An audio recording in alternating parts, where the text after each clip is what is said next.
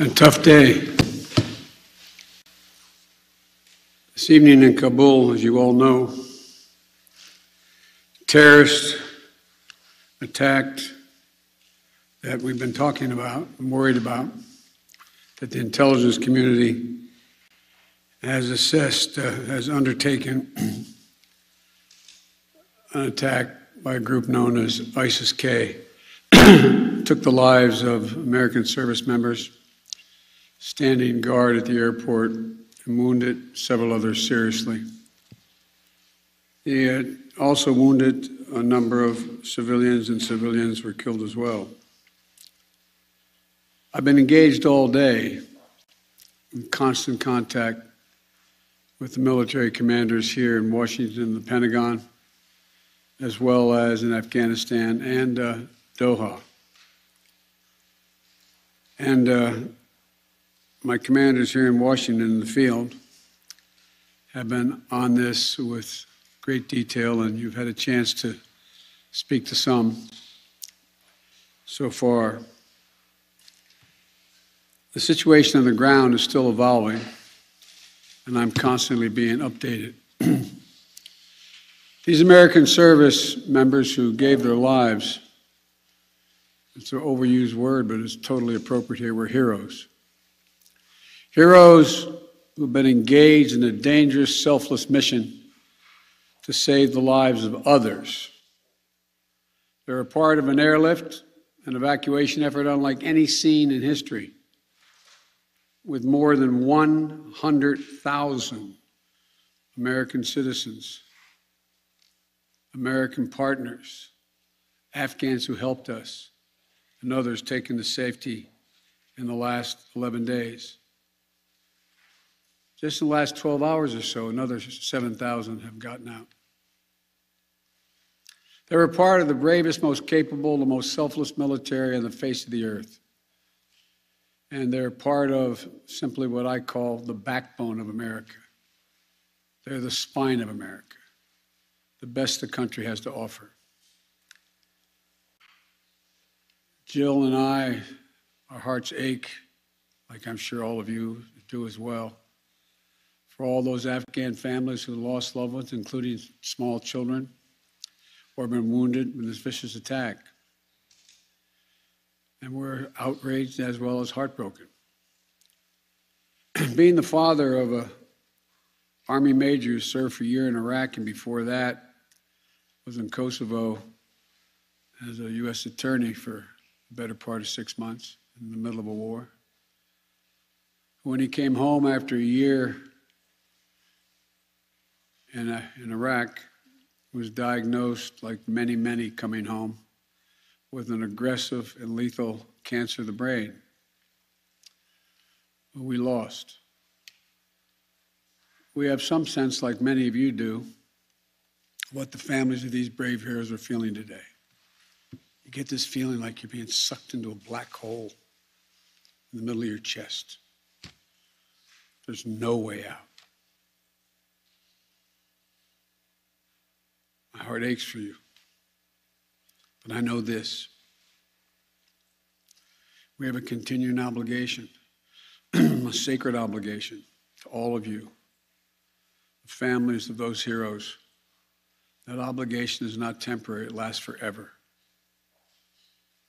The lives we lost today were lives given in the service of liberty, the service of security, and the service of others, in the service of America. Like their fellow brothers and sisters in arms who died defending our vision and our values in the struggle against terrorism, of the fallen this day, they're part of a great and noble company of American heroes. To those who carried out this attack, as well as anyone who wishes America harm, know this: we will not forgive. We will not forget. We will hunt you down and make you pay. I will defend our interests and our people with every measure at my command. Over the past few weeks, I know many of you are probably tired of hearing me say it. We've been made aware by our intelligence community that the ISIS-K, an arch enemy of the Taliban, people who were freed when both those prisons were opened, has been planning a complex set of attacks on the United States personnel and others. This is why, from the outset, I've repeatedly said this mission was extraordinarily dangerous, and on why I've been so determined to limit the duration of this mission. As General McKenzie said, this is why our mission was designed, this is the way it was designed to operate under severe stress and attack. We've known that from the beginning. And as I've been in constant contact with our senior military leaders, and I mean constant, round the clock, and our commanders on the ground throughout the day, they made it clear that we can and we must complete this mission, and we will. And that's what I've ordered them to do. We will not be deterred by terrorists. We will not let them stop our mission. We will continue the evacuation. I've also ordered my commanders to develop operational plans to strike ISIS-K assets, leadership, and facilities. We will respond with force and precision at our time, at the place we choose, in the moment of our choosing. Here's what you need to know. These ISIS terrorists will not win. We will rescue the Americans who are there. We will get our Afghan allies out, and our mission will go on. America will not be intimidated, and I have the utmost confidence in our brave service members who continue to execute this mission with courage and honor to save lives and get Americans, our partners, our Afghan allies out of Afghanistan. Every day when I talk to our commanders, I ask them what they need. What more do they need, if anything, to get the job done? As they will tell you, I granted every request. I reiterated to them today on 3 occasions that they should take the maximum steps necessary to protect our forces on the ground in Kabul. And I also want to thank the Secretary of Defense and the military leadership of the Pentagon and all the commanders in the field. There has been complete unanimity from every commander on the objectives of this mission and the best way to achieve those objectives. Those who have served through the ages have drawn inspiration from the book of Isaiah, when the Lord says, "Whom shall I send? Who shall go for us?" The American military has been answering for a long time. "Here I am, Lord, send me. Here I am, send me." Each one of these women and men of our armed forces are the heirs of that tradition of sacrifice, of volunteering to go in harm's way, to risk everything, not for glory, not for profit, but to defend what we love and the people we love. And I ask that you join me now in a moment of silence for all those in uniform and out of uniform, military and civilian, who have given the last full measure of devotion.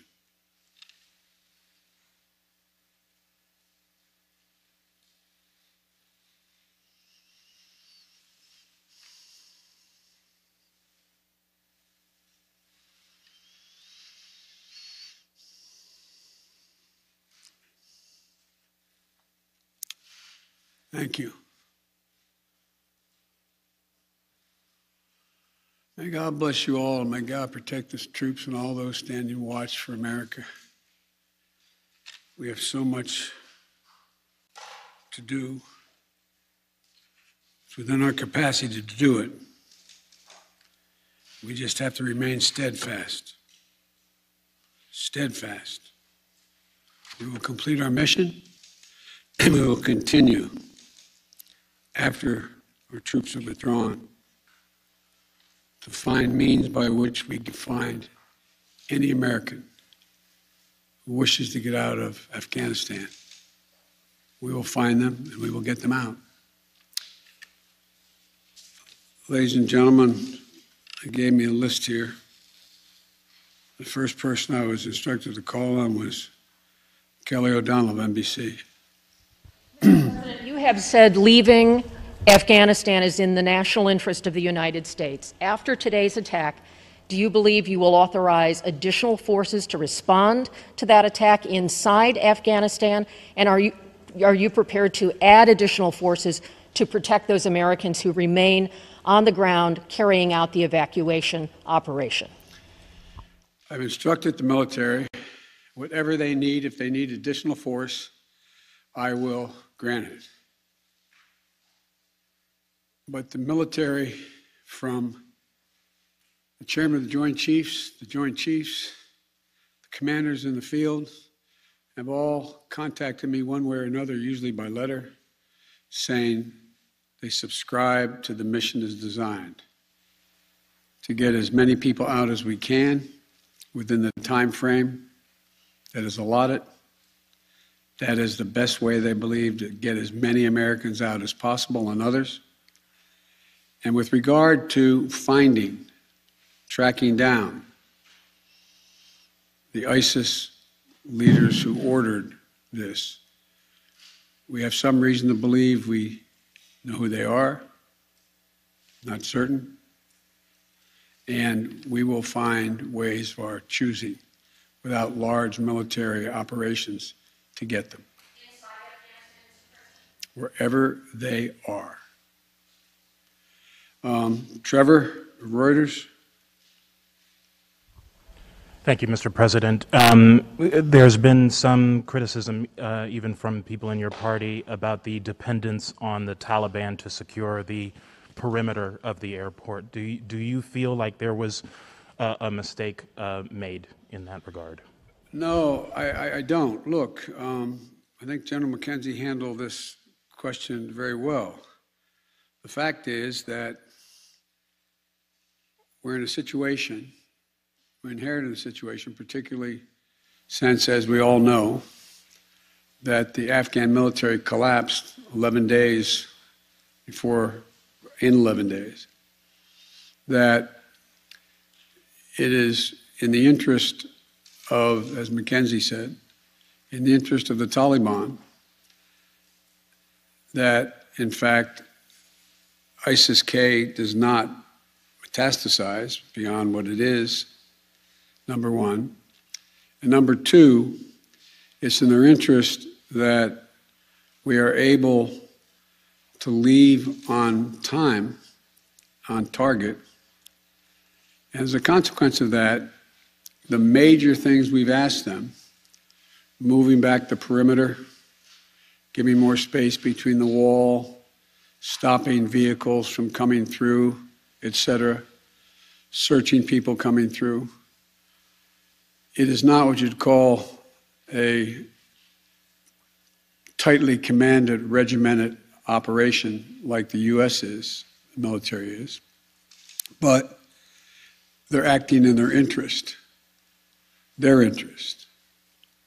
And so, by and large, and I've asked this same question to military on the ground, whether or not it's a useful exercise. No one trusts them. We're just counting on their self-interest to continue to generate their activities. And it's in their self-interest that we leave when we said, and that we get as many people out as we can. Like I said, even in the midst of everything that happened today, over 7,000 people we've gotten out, over 5,000 Americans overall. So it's not a matter of trust, it's a matter of mutual self-interest. And but there is no evidence thus far that I've been given as a consequence by any of our commanders in the field that there has been collusion between the Taliban and ISIS in carrying out what happened today, both in front of the hotel and what is expected to continue for beyond today. Amir, Associated Press. Thank you, Mr. President. You have spoken, again, powerfully about your own son and the weight of these decisions. With that in mind, and also what you've said, that the longer we stay, the more likelihood that there would be a major attack. How do you weigh staying even one more day, considering what's happened? Because I think what America says matters. What we say we're going to do in the context in which we say we're going to do it, that we do it, unless something exceptional changes. There are additional American citizens. There are additional green card holders. There are additional personnel of our allies. There are additional SIV card holders. There are additional Afghans that have helped us. And there are additional groups of individuals that have been contacted us, from women's groups to NGOs and others, who have expressly indicated they want to get out and have gathered in certain circumstances in groups, on buses and other means.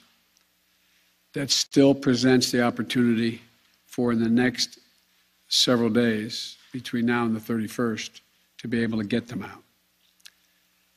And our military, and I believe, to the extent that we can do that, knowing the threat, knowing that we may very well have another attack, the military has concluded that's what we should do.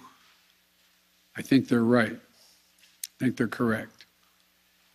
And after that, we're going to be in a circumstance where will be, I believe, numerous opportunities to continue to provide access for additional persons to get out of Afghanistan, either through means that we provide and or are provided through in cooperation with the Taliban. They're not good guys, the Taliban. We're not suggesting that at all. But they have keen interest. As many of you have been reporting, they very much would like to figure out how to keep the airport open. They don't have the capacity to do it. They very much are trying to figure out whether or not they can maintain what is the portion of an economy that has become not robust, but fundamentally different than it had been. And so there's a lot of reasons why they have reached out, not just to us, but to others, as to why it would be continued in their interest to get more of the personnel we want to get out. We can locate them. Now, there's not many left that we can assess that want to come out. There's some Americans we've identified, we've contacted the vast majority of them, not all of them, who don't want to leave because they're dual nationals, they have extended families, etc. And there's others who are looking for the time. So that's why we continue. I'll take a few more questions, but you, sir. I wanted to ask you, okay. You say that what America says matters. What do you say to the Afghans who helped troops who may not be able to get out by August 31st? I say we're going to continue to try to get you out. It matters. Look, I know of no conflict, as a student of history, no conflict where when a war was ending, one side was able to guarantee that everyone they wanted to be extracted from that country would get out. And think about it, folks. I think it's important. I know the American people get this in their gut. There are, I would argue, millions of Afghani citizens who are not Taliban, who did not actively cooperate with us as SIVs, who have given a chance, they'd be on board a plane tomorrow. It sounds ridiculous, but the vast majority of people in communities like that want to come to America, given a choice.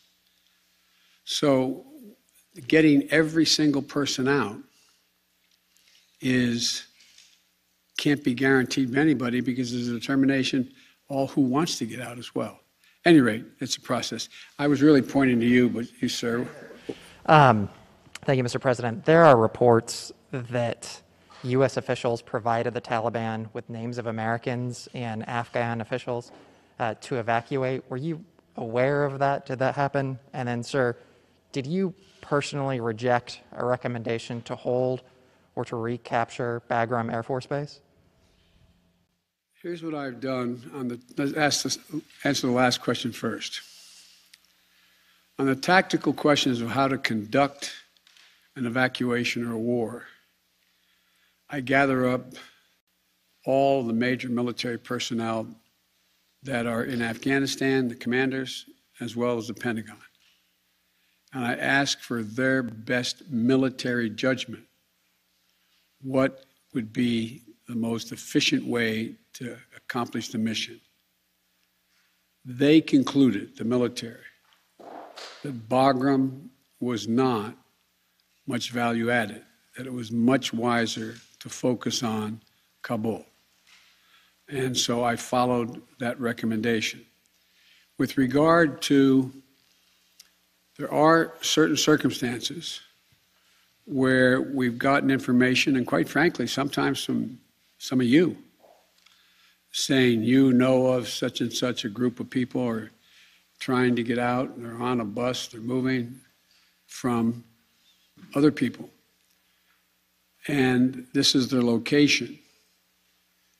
And there have been occasions when our military has contacted their military counterparts in the Taliban and said, this, for example, this bus is coming through with X number of people on it, made up of the following group of people. We want you to let that bus or that group through. So yes, there have been occasions like that. And to the best of my knowledge, in those cases, the bulk of that has occurred, they've been let through. But I can't tell you with any certitude that there's actually been a list of names. I know there may have been, but I know of no circumstance. It doesn't mean it didn't exist. That here's the names of 12 people, they're coming, let them through. It could very well have happened. I'll take one more question. Wait. Let me take the one question from the most interesting guy that I know in the press. That's you. Mr. President, there had not been a U.S. service member killed in combat in Afghanistan since February of 2020. You set a deadline, you pulled troops out, you sent troops back in, and now 12 Marines are dead. You said the buck stops with you.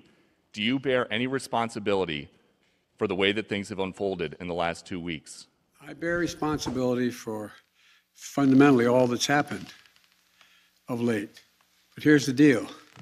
You know, I wish you'd one day say these things, you know as well as I do, that the former president made a deal with the Taliban that he would get all American forces out of Afghanistan by May 1. In return, the commitment was made, and that was a year before. In return, he was given a commitment that the Taliban would continue to attack others, but would not attack any American forces. Remember that? I'm being serious. No, I'm asking you a question. Because before... No, wait a minute. I'm asking you a question. Is that accurate, the best of your knowledge? What? I don't think it's the issue that... do you think that people have an issue with pulling out of Afghanistan or just the way that things have happened? I think they have an issue that people are likely to get hurt. Some, as we've seen, have gotten killed, and that it is messy. The reason why, whether my friend will acknowledge it always reported it. The reason why there were no attacks on Americans, as you said, from the date until I came into office, was because the commitment was made by President Trump, I will be out by May 1st. In the meantime, you agree not to attack any Americans. That was the deal. That's why no American was attacked. A few days ago, you said you squarely stand by your decision to pull out. Yes, I do, because look at it this way, folks, and I have another meeting for real. But imagine where we'd be if I had indicated on May the 1st I was not going to renegotiate an evacuation date. We were going to stay there. I'd have only one alternative: pour thousands of more troops back into Afghanistan to fight a war that we had already won relative to why the reason we went in the first place. I have never been of the view that we should be sacrificing American lives to try to establish a democratic government in Afghanistan, a country that has never once in its entire history been a united country and is made up, I don't mean this in a derogatory, made up of different tribes who have never, ever, ever gotten along with one another. And so, as I said before, and this is the last comment I'll make, we'll have more chance to talk about this, unfortunately, beyond, because we're not out yet. If Osama bin Laden, as well as al-Qaeda, had chosen to launch an attack when they left Saudi Arabia out of Yemen, would we have ever gone to Afghanistan? Even though the Taliban completely controlled Afghanistan at the time, would we have ever gone? I know it's not fair to ask you questions, it's rhetorical, but raise your hand if you think we should have gone and given up thousands of lives and tens of thousands of wounded. Our interest in going was to prevent al-Qaeda from reemerging, first to get bin Laden, wipe out al-Qaeda in Afghanistan, prevent that from happening again. As I've said 100 times, terrorism is metastasized around the world. We have greater threats coming out of other countries, a heck of a lot closer to the United States. We don't have military encampments there. We don't keep people there. We have over-the-horizon capability to keep them from going after us. Ladies and gentlemen, it was time to end a 20-year war. Thank you so much.